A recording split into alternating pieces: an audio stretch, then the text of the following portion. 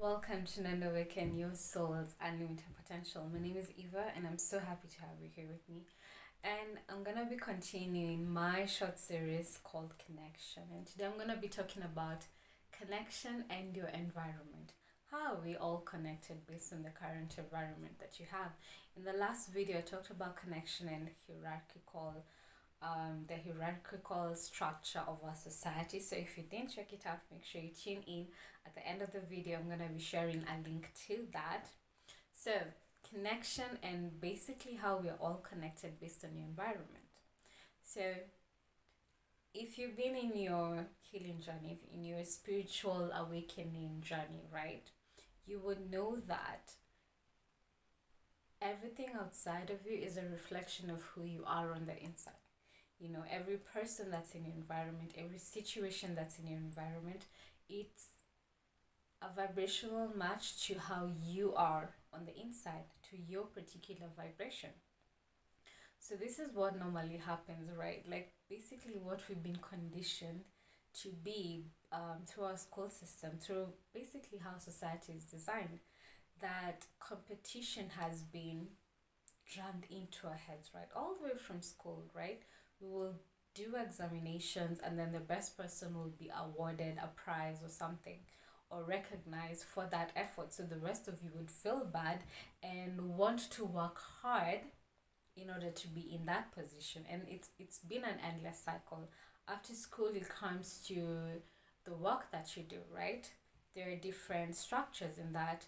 The most some organization, it's the person who has the most connections, who gets the amazing rewards, the most salary, or even the person who has a very close connection with the boss, that's the person who gets the benefits. So it creates competition with everyone in that they all want to be in that position. It's basically how society is structured.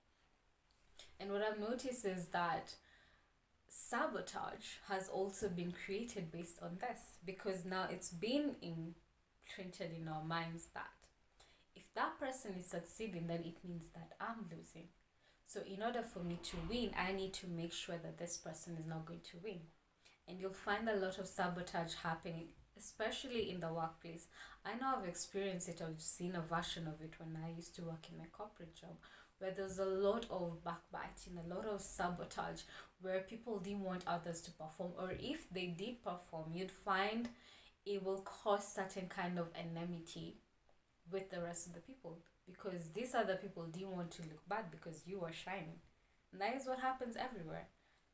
Right now, you might notice your neighbor maybe bought a car, or a friend bought a car, or bought an amazing house, and you envy that. And you secretly start wishing that something bad will happen to the car, or something bad will happen to their home. And that, because when it happens, it's going to make you feel better in the fact that now look at how they were bragging about their car, their house, and look at where they are right now. A lot of people in society have that kind of mentality. They wish bad on others because they think by wishing bad on others, it makes them feel better, or it makes them look better. And now they can come and say that, hey, or maybe they want the opportunity to actually laugh at you, because maybe previously you might have been bragging about it. But I've come to realize that, again, everything around you, everything is connected, right? And again, your external environment is a reflection of who you are on the inside.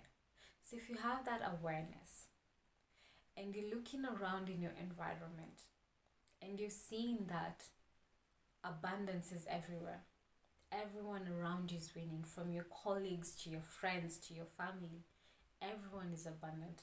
And I'm not talking about abundance in the form of money, because abundance can come in so many forms. It can come in form of health, it can come in form of relationship, it can come in form of connections, which is the same thing as relationship basically. But abundance comes in very many forms, not just money wise. So when you look around and you're seeing that everyone is in a happy state of being, everyone is happy, everyone is connected, everyone loves working together, and abundance is reflected everywhere around you, that actually means that you are abundant within yourself. because you're in that vibration of abundance. That's the only way you'll be able to see that reflection in your environment. But what happens when you sit down and you look in your friend group and everyone in your friend group is complaining about their financial woes? Oh, I'm so broke. Oh, money is so scarce. The economy is bad. I think that's the term that a lot of people like using because they're struggling. Or you look around and you're just seeing sickness with your family members. Everyone is sick. That's actually, I think you should be more concerned with that, because that means you're in that vibration of scarcity. You're in that vibration of suffering. And who would want that? If anything, that will actually get me up to actually work on myself, because I don't want to have that in my environment. For me, I know with my friends, we've created such a beautiful environment where we celebrate each other wins, because I realize that if they are winning, then it means I'm winning too. I might not be winning in the exact same way, meaning maybe I'm not attracting the same opportunities they are, but I'm winning just by being in that vibration, because now it means that I'm already in that state to attract now the things I desire into my life. So when you're busy trying to sabotage a friend, sabotage a coworker, sabotage a neighbor because you're envious of what they have, thinking that if they lose that thing, then you guys are going to be in equal footing, you're actually hurting yourself in the process. Because if they are now in that vibration of suffering and scarcity, and you're in that vicinity, then it means that that's all you're going to attract in your life. And that's so dangerous. And a lot of people don't see the connection in that. So want goodness for the people around you. Want everyone around you to win, to be abundant. Because if they are, then it means that you are also raising your vibration to match where they are at right now. And that's always going to be a good thing. The other way I like you to look at it is, I've also noticed, again, with the readings that I've done for some of my clients, that in certain of their lifetimes, past lifetimes, right, they wished or intentioned bad on someone else. Meaning that a particular event happened, maybe they got betrayed in the form of a love relationship, maybe their partner cheated on them and ended up leaving them in financial woes or something, and that person in that lifetime, because of that hurt, they wished harm will come on their partner, the source of their misery. And that particular wish actually comes to affect them in this lifetime. Meaning the energy that they were intentionally on that other person, they're experiencing it right now. In the form of, they'll be attracting people and situations and experiences in their life that matches this vibration that they intentioned on someone else in another lifetime. So I want to tell you this today, because you need to realize that when you're wishing bad on someone else, when you're wishing something and you attach a lot of energy towards that ill-intentioned win, it's gonna come back to you. It will always come back to you. Like, the universe is all about balance. So everything you give, you receive back. For some people, you might not experience the karmic consequences of that in this particular lifetime, but you will have to come and resolve it, because everything has to be in balance. So my question to you, if you're watching this, is, if this is what you're currently doing, the wishes that you have towards another person, do you want to experience the same in your own life?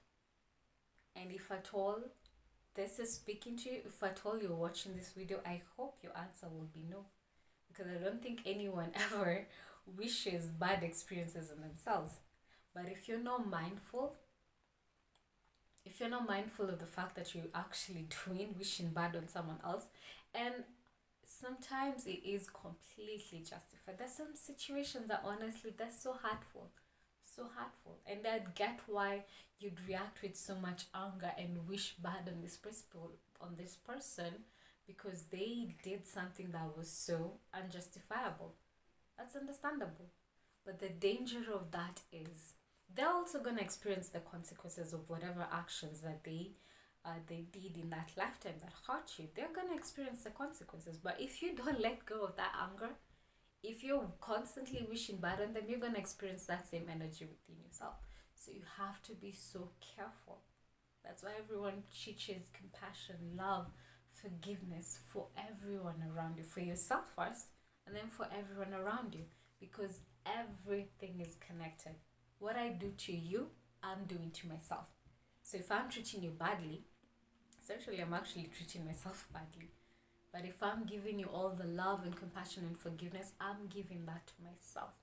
Because how can I love you if I don't love myself? How can I forgive if I can't forgive myself? It doesn't work like that. The most important relationship, and I've shared this in a previous video, is the relationship you have with yourself. So if at all this is what you're giving out to the world, it means that within you there is some lack, there's some scarcity, there is some anger you have towards yourself, and that is the energy you're putting out. But the minute you heal that relationship with yourself, you'll find that it actually even becomes easier and easier to treat your neighbors with that compassion, that forgiveness, and that love that you have for yourself. So that's how I want you to look at it. I hope you liked my series, my connection series. Comment down below with what your highlight was with the 2 previous videos and this video that I've done. I always want to hear from you.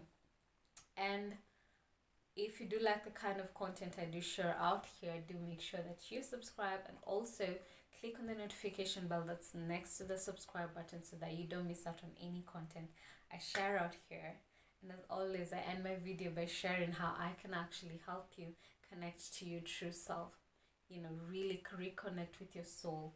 Learn how to forgive and let go of all this past wounds and traumas and situations and the people that you've been attracted into your life over and over again.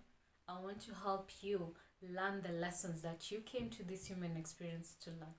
I want to help you resolve the karma that you came to this human experience to resolve. And I do that with one modality, soul realignment work, which utilizes the wisdom of the Akashic records to help you remember who you are at soul level by determining or helping you realize what your actual soul gifts are. Who did God create you to be? Who did God create your soul to be? What are your particular soul gifts?